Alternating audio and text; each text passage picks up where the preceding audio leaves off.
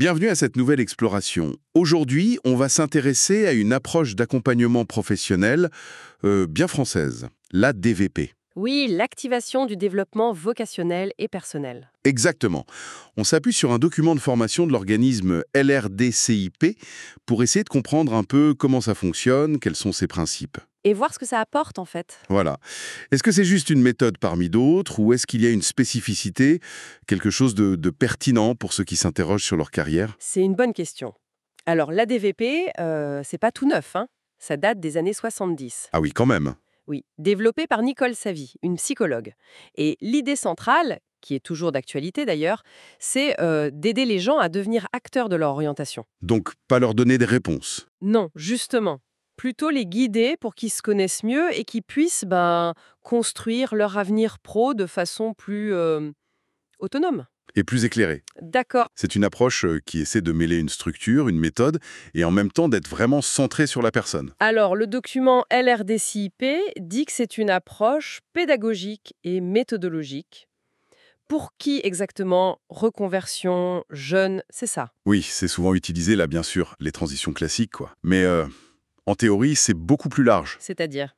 Ça peut concerner toute personne qui, à un moment donné, sent qu'elle a besoin de faire le point pour mieux se connaître, pour choisir une voie, ou même juste pour redonner du sens à ce qu'elle fait dès là. D'accord. Le mot-clé, et le document insiste dessus, c'est vraiment activation. Activation. Oui, c'est pas un bilan où on écoute passivement une analyse. Non, là, il faut s'engager activement dans le processus, découvrir des choses sur soi, sur les métiers.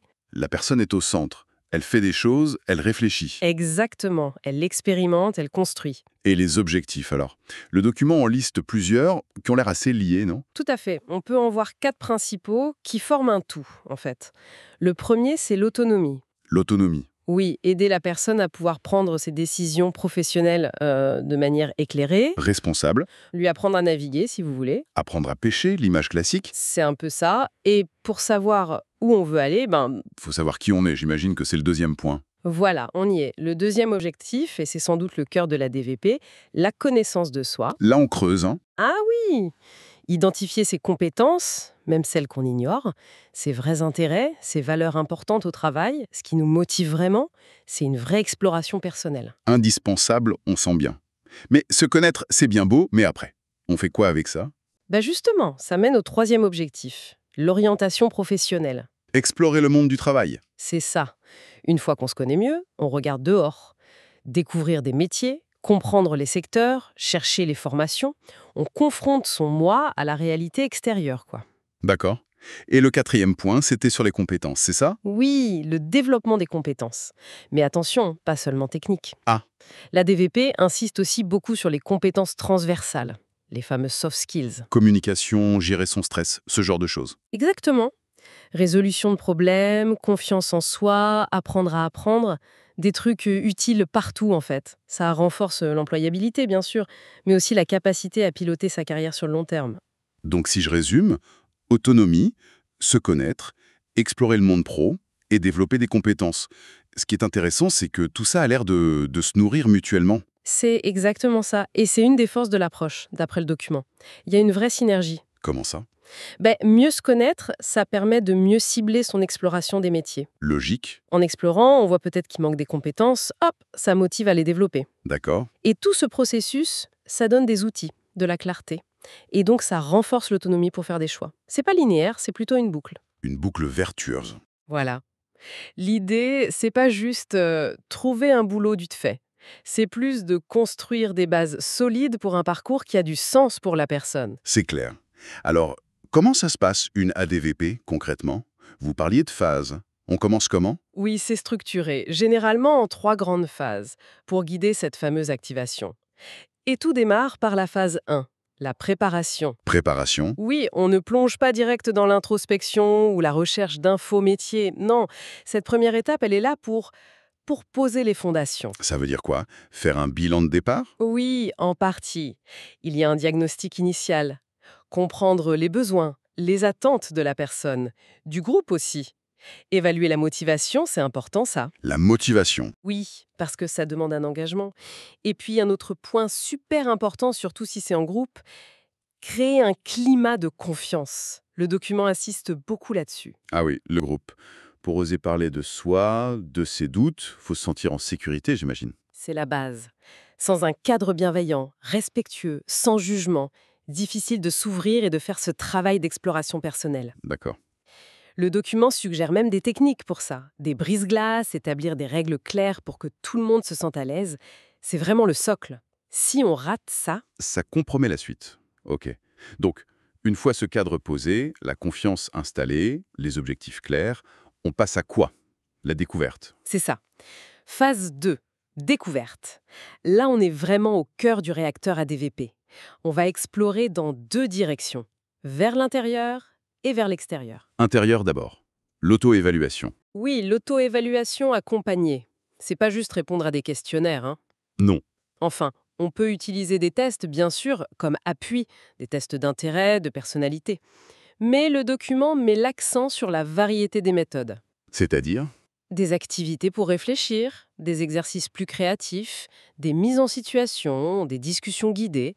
Le but, c'est d'aider la personne à identifier ses compétences, même celles qu'elle minimise. Celle qu'on ne voit pas soi-même. Voilà. Clarifier ses intérêts profonds, mettre des mots sur ses valeurs, comprendre ce qui la motive vraiment. C'est parfois un peu remuant, mais souvent très riche. Et le lien avec l'extérieur alors? L'exploration des métiers? C'est l'autre partie de cette phase, l'exploration du champ professionnel. En parallèle de l'introspection, on ouvre les fenêtres sur le monde du travail. Comment? Des fiches métiers? Oui, ça peut être ça. Analyser des secteurs, faire de la recherche documentaire. Mais le document dit aussi qu'il faut aller vers du plus concret. Du concret. Uhum. Comme? Organiser des rencontres avec des professionnels, des gens qui viennent parler de leur job, de leur parcours. C'est souvent très éclairant. Oui, entendre des témoignages vécus. Et même, si c'est possible, des visites d'entreprise ou des petites immersions pour voir en vrai. Pour confronter les idées à la réalité du terrain, quoi. Exactement. L'enjeu de cette phase de découverte, c'est de faire dialoguer ce qu'on découvre sur soi avec la réalité des métiers. Aspiration versus exigence. C'est ça, on élargit le champ des possibles, mais on fait aussi un reality check pour pas construire sur du sable. On ouvre l'horizon, mais on garde les pieds sur terre. Donc, phase 1, préparation. Phase 2, découverte, soi et les métiers. Logiquement, après, on construit quelque chose. La phase 3, projet. Tout à fait. Après avoir ouvert les portes, il faut choisir une direction et commencer à avancer. Cette phase 3, elle vise à transformer tout ça en un projet professionnel clair et réaliste. Définir des objectifs. Oui, précis, à court terme, à moyen terme, et identifier les étapes pour y arriver.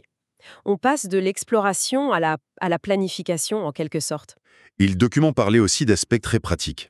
Oui, parce qu'avoir un beau projet, c'est bien, mais si on ne sait pas comment le vendre ou le mettre en œuvre... Ça reste une idée. Exactement. Donc cette phase inclut souvent l'acquisition d'outils et de techniques. Rédiger un CV percutant, une lettre de motivation qui accroche, se préparer à un entretien. Des simulations, peut-être? Oui, souvent. Apprendre à utiliser les réseaux pro aussi. Bref, outiller la personne pour qu'elle puisse passer à l'action. Et une fois que le projet est défini, que la personne a les outils, c'est fini. Pas tout à fait. Un point important de cette dernière phase, c'est le suivi et l'évaluation. Ah, On ne laisse pas la personne seule dans la nature avec son plan d'action. Le suivi permet d'accompagner les premiers pas, de voir ce qui marche, ce qui coince, d'ajuster si besoin. un projet, ça peut évoluer. Bien sûr, ça évolue avec la personne, avec le contexte. Ce suivi, ça montre que c'est un processus, pas juste une intervention ponctuelle. Ça ancre le changement dans la durée. Et pour faire vivre tout ça, il faut des méthodes variées, j'imagine. Le document en cite. Oui, la palette est large, c'est une caractéristique de la DVP. L'idée, c'est de varier pour maintenir l'engagement et puis s'adapter aux gens. Par exemple, hein. On trouve beaucoup d'ateliers pratiques en groupe. Le groupe, c'est puissant. Partage d'expériences, entraide, effet miroir. Ça peut vraiment booster. Et pour s'entraîner concrètement, aux entretiens par exemple. Les jeux de rôle, très utilisés pour ça. C'est hyper efficace pour apprendre en faisant, pour dédramatiser un peu le truc et pour avoir du feedback direct mais bienveillant. On avait aussi parlé des tests. Oui, tests psychométriques, de personnalité, d'intérêt, on peut en proposer, mais attention, ce n'est jamais une vérité absolue. C'est une aide à la réflexion. Voilà, un éclairage de plus pour affiner la connaissance de soi.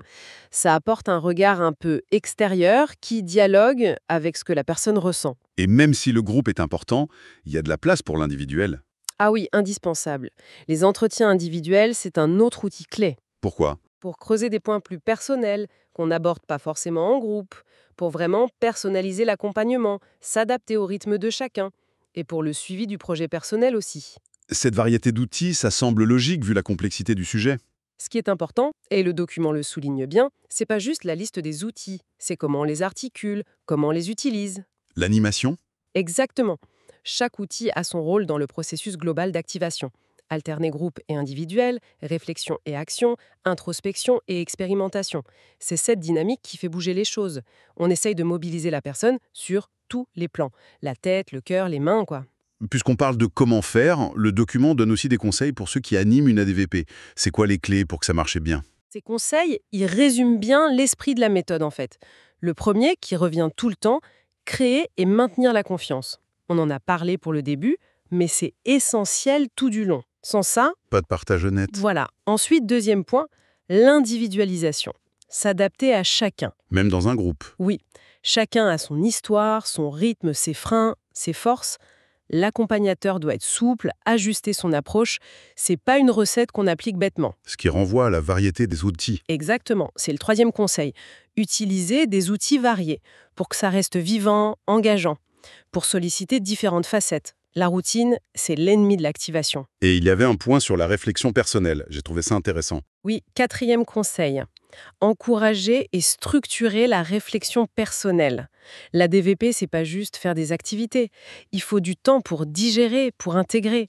Comment? Le document suggère le journal de bord, par exemple. Inviter les gens à noter leurs pensées, leurs découvertes, leurs doutes. C'est super puissant pour prendre conscience de ce qu'on apprend sur soi. Rendre l'apprentissage conscient. Et le dernier conseil? C'est d'assurer un suivi après la fin du programme officiel. Ah oui, le suivi post-ADVP. Voilà. Proposer un contact, un suivi léger, pour accompagner la mise en route du projet, aider à gérer les premiers obstacles. Ça renforce l'autonomie sur la durée. Confiance, individualisation, variété, réflexion, suivi.